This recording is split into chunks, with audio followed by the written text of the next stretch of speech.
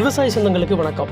காய்கறிகளில் தவிர்க்க முடியாத ஒரு பழம்னு சொன்னால் அது தக்காளி தான். பார்ப்பதற்கு அழகாகவும் கைக்கு அடக்கமாகவும் இருக்கும் இந்த தக்காளி பழத்தில் அதிக மகசூல் எடுக்கிறது எப்படின்றத பற்றி தான் நாம இந்த வீடியோவை பார்க்க போகிறோம். வாங்க வீடியோக்குள்ளே போகலாம். தக்காளி ஆண்டு முழுவதும் பயிரிடப்படும் ஒரு முக்கியமான பயிர். இது சம்பா குறுவை என்ற 2 பருவத்திலையுமே வளரும்.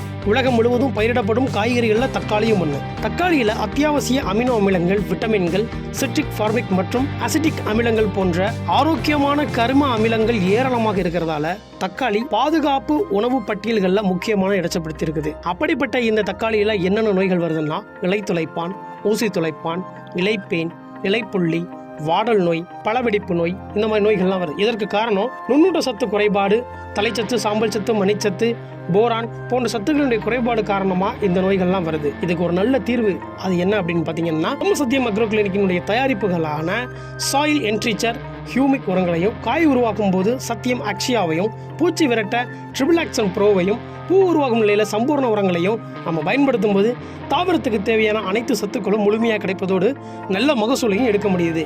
அப்புறம் என்ன, மேலும் இயற்கை உரங்கள் தேவைக்கு சேவைக்கு அழைக்கவும் 7550875508.